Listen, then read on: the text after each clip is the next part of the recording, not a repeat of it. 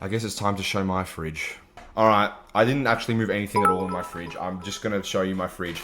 Crazy that I've been roasting people's fridges for the last 2 hours, and then when I opened my fridge and I thought, I am in absolutely zero position to be roasting anyone about their fridge, so at least I'm honest enough to admit that I'm about to get absolutely freaking cooked.